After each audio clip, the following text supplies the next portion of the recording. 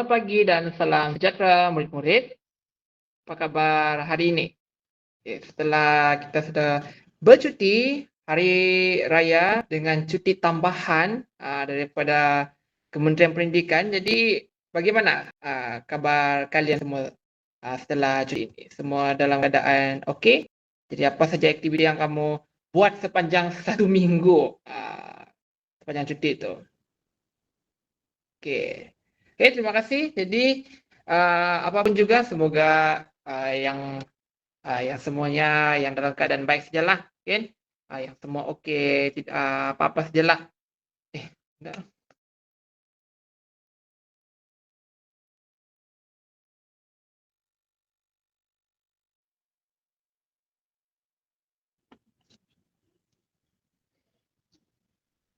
Salam sejahtera murid-murid. Apa kabar kalian semua?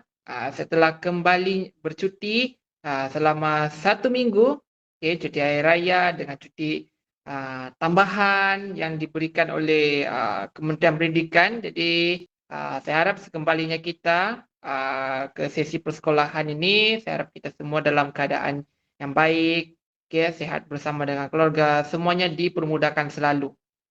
Okey, jadi kita teruskan pembelajaran kita, untuk sesi kita pada hari ini. Dan untuk pengetahuan juga, kelas ini adalah sebagai persediaan. Seperti mana yang kita tahu, ujian sumatif akan dijalankan di jangka pada 22 hari bulan ini. Jadi kelas ini adalah untuk kita membuat persiapan secukupnya dalam tempoh seminggu ini sebelum kita akan menghadapi ujian sumatif pada minggu yang seterusnya, 22 hari bulan. Jadi kita akan melihat kepada beberapa topik-topik ataupun kita akan membuat ulang kaji lah. Sambil ulang kaji sampai kita akan mempelajari benda baharu. Kemungkinan ini yang akan ditanyakan dalam ujian sumatif kali ini. Tapi bukan hanya saja untuk ujian sumatif, tapi juga untuk peperiksaan pertengahan tahun dan juga paling penting sekali adalah untuk peperiksaan UASA atau saya singkatkan dia sebagai UASA, ujian akhir sesi akademik yang akan dijalankan pada tahun hadapan, iaitu bulan Januari 2025. Jadi kita akan mulakan kelas. Ini adalah kelas untuk tata bahasa. Jadi kamu semua boleh mencatatkan nota, sekiranya ada yang ingin dicatatkan kalau ada yang benda yang penting, kerana video ini akan dihantarkan kepada kamu semua selepas kelas ini, ikhlas ini telah dijalankanlah. Okey. Jadi saya harap semua dalam keadaan bersedia. Sekiranya semua okey, boleh buat thumbs up. Jadi kita akan mulakan sesi kelas kita untuk sesi kita kali ini. Jadi seperti yang kamu nampak di sini, kelas kita adalah kelas tata bahasa, di mana kita akan mempelajari satu topik, iaitu ayat tunggal dan ayat majmuk. Jadi mungkin ini adalah benda baharu untuk kamu semua di sini. Tapi jangan risau, topik ini adalah sangat-sangat senang untuk difahami. Sekiranya kita membuat latihan.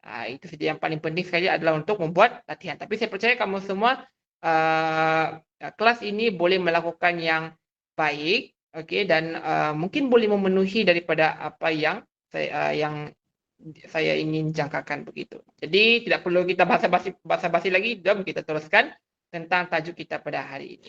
Baik. Untuk objektif pembelajaran, iaitu apa yang kita perlu kena capai, untuk persediaan ujian sumatif yang pertama, seperti mana yang kamu sudah maklumkan, adalah kita akan bermula pada 22 hari bulan ini. Tapi setakat ini jadual belum lagi dikeluarkan, jadi kita tunggu sajalah jadual yang akan dikeluarkan nanti oleh pihak sekolah. Apapun kita akan teruskan saja dulu sebab ini adalah untuk persediaan ujian sumatif kita pada masa yang akan datang.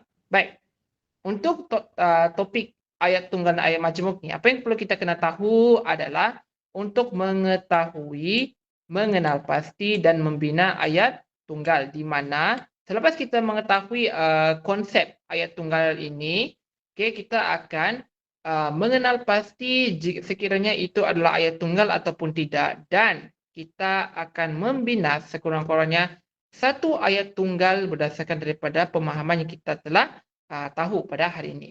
Okey, itu yang pertama.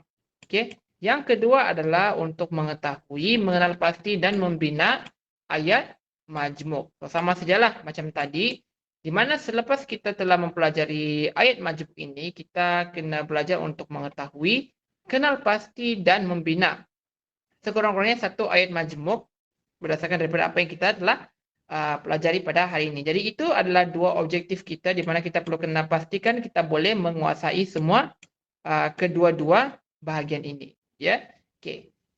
Kita pergi kepada yang seterusnya. Okey, kita pergi kepada yang pertama iaitu ayat tunggal. Okey, ayat tunggal ini apa maksudnya? Okey, ayat tunggal adalah ayat yang mempunyai satu subjek dan satu predikat sahaja. Okey, jadi kiranya ayat tunggal ni dia cuma ada satu pasang sajalah. Begitu. Kita umpamakan ayat tunggal ini adalah seperti tidak berbaju. Di mana belum dipasangkan lagi apa-apalah. Okey, ayat tunggal ini. Sebab kenapa saya kata ataupun kita ingat cara kita ingatlah bahawa ayat tunggal ini adalah tidak berbaju kerana konsep ayat tunggal ini adalah yang di mana ayat ini mempunyai ada satu subjek dan satu predikat saja. Satu tambah dengan satu. Dia akan jadi satu saja. Jadi sebab itu ayat tunggal ni kita ingat cara mudah iaitu dia tidak berbaju lah. Begitu ya. Okey, itu yang konsep mudah dia lah. Okey, yang kedua, ayat tunggal ini boleh terdiri daripada ayat penyata, ayat tanya, ayat seruan, ayat perintah dan sebagainya. Tapi tapi kebiasaannya kalau ayat tunggal ini kita akan mengenal pasti melalui 4 jenis ayatnya. Okey. Yang pertama ayat penyata. Ayat penyata tu maksud dia adalah ayat yang menyatakan sesuatu. Okey, yang di mana menyatakan sesuatu pelbagai situasi lah. Begitu. Jadi untuk mengenal pasti ayat penyata ataupun tidak, sebenarnya ayat penyata ini dia tidak menggunakan sebarang apa-apa kata. Contohnya, ayat penyata ini dia tidak menggunakan kata tanya, kata seru, kata perintah. Senang untuk kita membezakan antara ayat penyata, ayat tanya, ayat seruan dan ayat perintah. Okey, kalau ayat tanya, dia menggunakan kata tanya. Ingat lagi, kata tanya itu apa? Contoh dia adalah siapa, berapa, di mana, apa. Okey. Kalau ayat seruan itu yang menggunakan kata seru. Contohnya adalah wah, cheese, oh, wahai, amboi. Kalau ayat perintah adalah sila, jangan, dan sebagainya. Sepatutnya kalau kata tanya, kata seru dan kata perintah sudah kamu pun menguasai. Kerana di tingkatan satu ini kita akan lebih kepada dalam membina ayat berdasarkan daripada pengetahuan kita yang kita sudah pernah pelajari sebelum ini. Jadi sepatutnya kalau tata bahasa secara asas begini, kita tidak ada masalah lagi untuk kita mengingat. Tapi macam yang kamu sudah buat modul tu kan, itu adalah sebagai satu ulang kaji. Jadi pada masa yang sama juga kamu boleh mengulang kaji semula melalui carian Google. Google dia ada banyak nota kan. Jadi kamu boleh cari kerana ada yang mempunyai sumber yang betul yang kamu boleh faham di situ. Yang kamu boleh cari dan kamu boleh faham sebenarnya ya. Okey. Jadi ayat tunggal ini dia cuma kita berbalik semula kepada konsep asal dia iaitu satu subjek dan satu predikat. Makanya dia boleh terdiri daripada 4 jenis ayat yang saya sudah sebutkan tadilah. Okey. Ayat tunggal wujud dalam susunan subjek predikat atau predikat subjek. Kebiasaannya kita akan yang kita sudah biasa tulis ayat kan. Kita akan menggunakan subjek predikat kerana subjek itu harus di depan. Dan kita tahu juga kalau subjek ini mesti terdiri daripada manusia, haiwan, tumbuhan dan objek-objek hidup. Kalau predikat ini yang kita senang kata ia adalah sebahagian daripada subjek lah. Jadi untuk mengetahui mana satu subjek dan mana satu predikat, kita cuma perlu ingat bahawa subjek ini dia mesti terdiri daripada manusia, haiwan, objek dan objek benda hidup lah yang saya sebutkan tadi. Ada juga ayat tunggal ni, dia boleh wujud dalam susunan predikat subjek, di mana ia diterbalikkan sahaja. Tapi adakah kalau kita terbalikkan ayat tersebut, adakah ia masih lagi boleh diterima? Maksudnya itu masih lagi ada maksud ataupun tidak? Ya. Jawapannya ia adalah ya. Boleh diterbalikkan, tapi kita kena tengoklah konteksnya itu sendiri macam mana. Maksudnya, selagi ia tidak berubah maksud, maksudnya ia masih lagi boleh diterbalikkan. Faham? Okey. Jadi setakat ni itu sajalah untuk ayat tunggal. Kita ingat je kalau ayat tunggal ni, kita ingat je lah dia tidak berbaju lah begitu. Di mana ia ada satu subjek, satu predikat saja. Okey, dia tidak berbaju lah begitu. Okey. Alright. Kita pergi kepada yang seterusnya. Okey. Tapi kita kena ingat balik, kita cuba ingat balik dulu mana satu subjek dan mana satu predikat sebenarnya. Okey. Saya bagi satu contoh ayat. Abang saya juru teknik. Okey. Ini ya. Abang saya juru teknik. Okey, kita perhatikan anak panah yang ditunjukkan di mana arahnya ada subjek dan mana arahnya predikat. Okey. Abang saya. Abang saya itu dia merujuk kepada subjek. Tengok anak panah di sini ya. Abang saya adalah subjek, manakala juru teknik adalah predikat. Dalam soalan dia akan tanya di mana dia akan minta kamu untuk menyatakan mana satu subjek dan mana satu predikat. Jadi sepatutnya kalau soalan sebegini patut boleh dapat markah penuh. Ya. Okey. Jadi macam yang saya cakap tadi, okey, bagaimana untuk kita menentukan sama ada ia subjek ataupun tidak. Okey, untuk subjek dia hanya macam kita tahu kan subjek ni dia cuma ada di depan saja kan. Di bahagian depan dalam suatu ayat tersebut. Macam yang kamu tengok di sinilah contohnya. Okey. Subjek hanya terdiri daripada manusia, haiwan, benda-benda hidup, objek. Okey. Yang apalah yang objek tu di mana ia masih hidup dan masih boleh bergeraklah begitu. Contohnya abang saya lah. Bahagian subjek. Selain daripada ini, okey, ia bukan disebut sebagai subjek.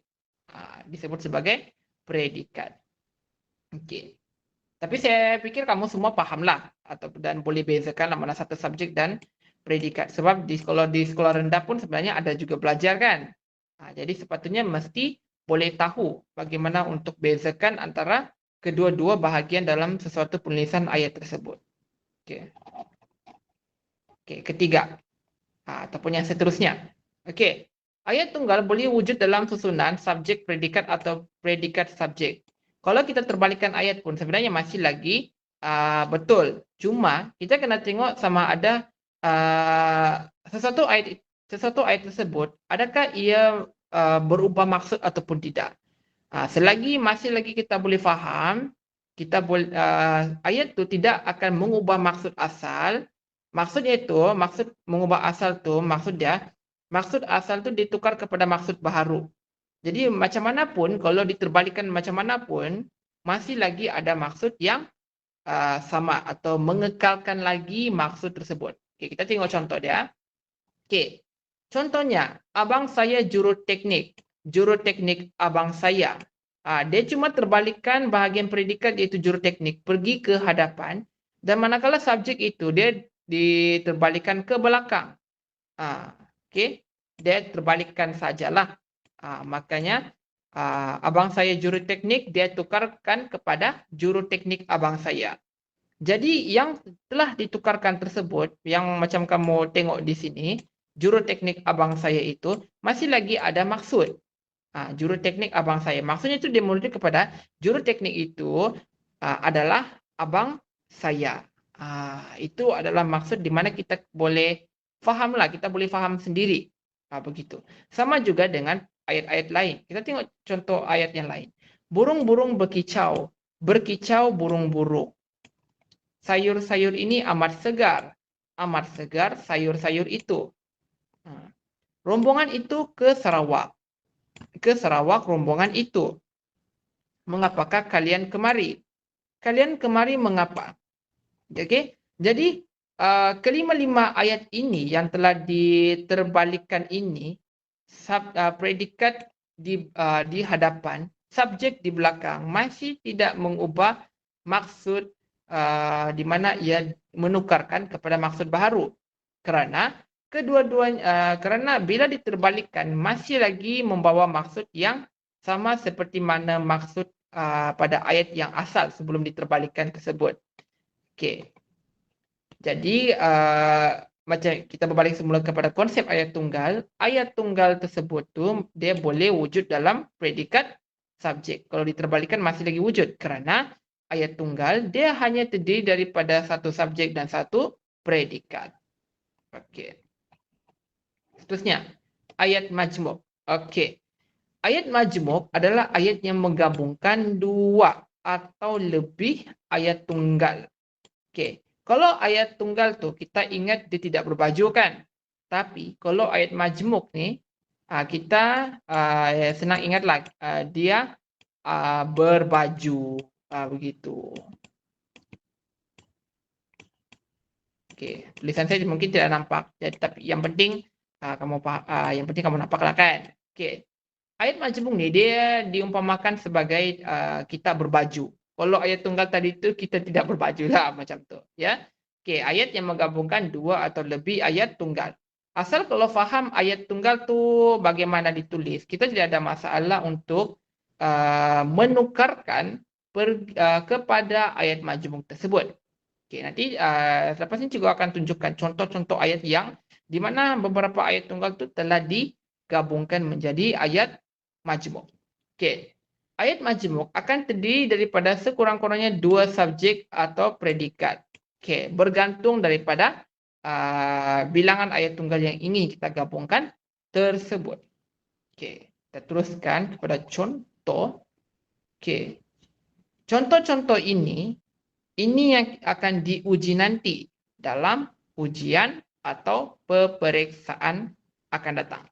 Jadi perhatikan baik-baik kerana ini yang kita akan jumpa soalan sebegini dan ini adalah contoh soalan jugalah sebenarnya. Okey, ada 4 contoh ayat yang saya ingin tunjukkan di sini. Okey, perhatikan baik-baik. Okey, contoh ayat yang pertama, okey, ini yang senanglah. Okey. Bersenam dapat menyihatkan tubuh. Makan makanan berkhasiat dapat menyihatkan tubuh.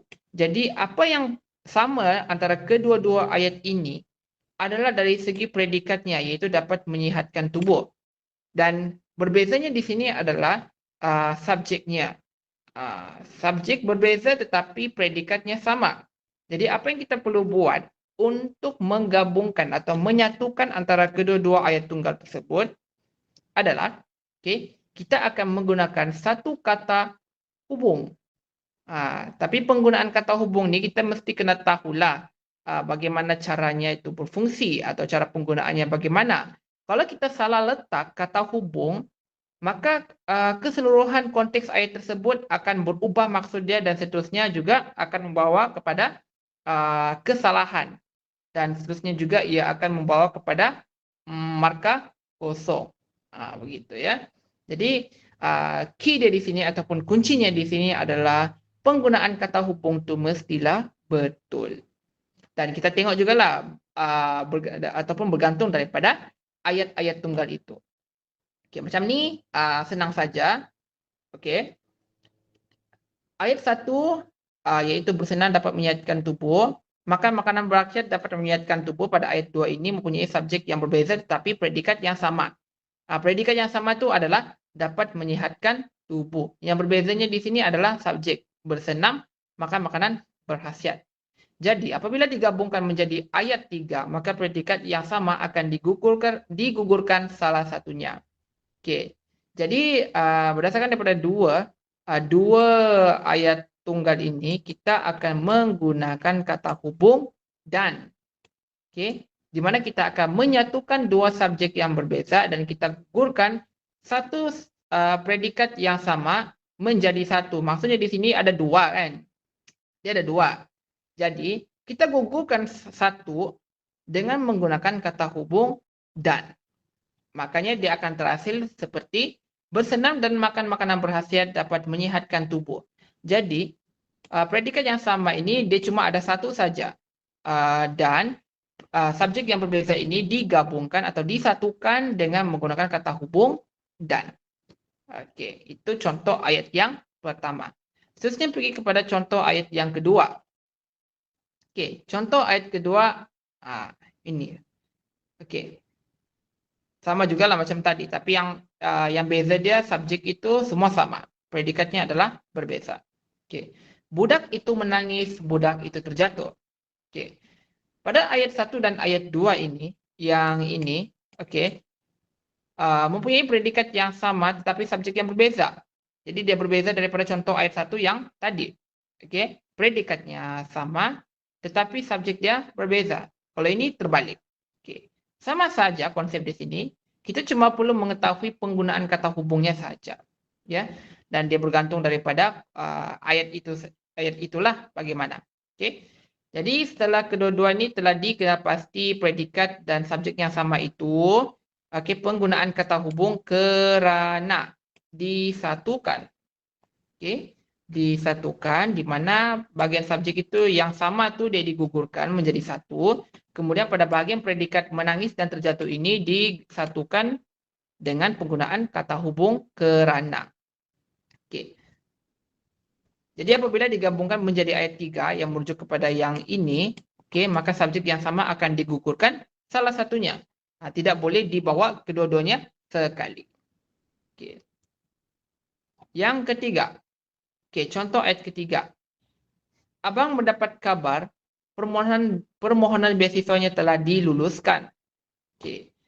Ayat 1 dan ayat 2 mempunyai subjek dan predikat yang berbeza. Jadi kali ini kedua-dua pula yang mengalami pembezaan. Okay. Jadi kita tengok pada ayat yang pertama, abang mendapat kabar. Jadi abang tu adalah subjek dan predikatnya tu adalah mendapat kabar. Okey. Pada ayat kedua, permohonan beasiswanya itu adalah subjek. Telah diluluskan tu adalah predikat. Okey. Jadi apabila digabungkan menjadi ayat 3 yang ini, okey. Ini ayat ketiga yang telah disatukan. Maka kedua-dua unsur itu dikekalkan dengan meletakkan kata hubung bahawa saja. Jadi penggunaan kata hubung bahawa itu disatukan pada kedua-dua ayat yang mempunyai subjek dan predikat yang berbeza. Jadi tidak ada perubahan yang perlu dilakukan. Cuma hanya perlu diletakkan kata hubung itu bahawa. Ya, okey. Okey, saya rasa tidak ada masalah di sini. Seterusnya pergi kepada contoh ayat yang keempat. Okey. Contoh ayat keempat ini dia ada 3 ayat yang perlu kita kena gabungkan dan perlu dipikirkan apakah ayat baharu yang perlu kita satukan. Okey, kita perhatikan Novel itu amat laku, novel itu ditulis oleh Syanul Ahmad. Novel itu mahal. Okey, jadi ketiga-tiga ayat tunggal ini. Okey. Dan disatukan pada ayat yang keempat. Novel yang ditulis oleh Syanul itu amat laku walaupun mahal. Jadi di mana penggunaan kata hubung itu? Walaupun. Perkataan walaupun. Ayat 1, ayat 2 dan ayat 3 mempunyai subjek yang sama manakala predikat yang berbeza. Yang sama tu, subjek yang sama tu adalah novel itu. Kita tengok Okay, novel itu amat laku. Novel itu ditulis oleh Syanul Ahmad. Novel itu mahal. Jadi subjek itu adalah semuanya novel itu. Predikatnya adalah berbeza. Amat laku ditulis oleh Syanul Ahmad, mahal. Jadi bagaimana untuk menyatukan ataupun menulis ayat baharu pada ayat keempat itu? Apabila digabungkan menjadi ayat yang keempat, maka subjek yang sama akan digugurkan. Jadi novel itu tidak perlu lagi kita ulang 3 kali ataupun kita tulis 3 kali dalam satu ayat, cukup hanya satu saja. Jadi dia akan tulis novel yang ditulis oleh Syanul Ahmad itu amat laku walaupun mahal. Jadi ada perubahan yang perlu kita gabungkan dengan tidak mengubah maksud asal. Masih lagi kita boleh faham apa yang ingin disampaikan ataupun apa yang ingin dituliskan itu. Okey. Jadi itu adalah 4 contoh ayat di mana setiap ayat tunggal itu telah digabungkan menjadi ayat majmuk. Kuncinya di sini adalah kita mengetahui penggunaan kata hubung saja, karena untuk menyatukan menjadi satu ayat majmuk itu kita perlu menggunakan kata hubung. Kata hubung ini ada banyak jenis dan kita perlu kena faham setiap satu fungsi penggunaan ataupun cara penggunaannya bagaimana. Okey, alright. Okey, jadi inilah contoh kata hubung. Sekiranya ada yang lupa, kamu kena ingat baliklah. Ini. Semua ini. Contoh kata hubung adalah dan, atau, lalu, sambil, serta, selain, di samping, malahan, tambahan pula, kemudian akhirnya dan yang. Jadi semua ini, semua perkataan ini mempunyai fungsi atau cara penggunaan yang berbeza-beza. Jadi saya minta untuk kamu cuba buat carian di Google untuk mengetahui penggunaan kata hubung itu bagaimana caranya digunakan dalam satu ayat. Dan sekiranya kalau masih lagi boleh ingat, kita boleh yakin untuk menjawab soalan yang saya telah tunjukkan tadilah. Okey. Okay, alright. Jadi kita pun telah selesai kelas kita pada hari ini. Selepas ini, kertas soalan akan diedarkan di mana kamu akan buat latihan dalam kelas. Jadi selepas kamu menonton video e-kelas ini, kamu diminta untuk jawab soalan yang telah disediakan untuk kita lihatlah sejauh mana saja kamu pemahaman kamu itu setelah menonton e-kelas ini. Okey, jadi itu saja untuk e-kelas kita pada hari ini. Harap kamu boleh dapat memperoleh satu pengetahuan yang mungkin bagi kamu adalah agak baharu. Jadi kamu kena teliti video ikhlas ini secara baik-baik. Video kelas ikhlas ini akan dimonetize di YouTube dan kita akan boleh tonton video ikhlas ini semula. Baik, jadi itu saja untuk kelas kita pada hari ini. Kita jumpa pada kelas yang seterusnya. Terima kasih.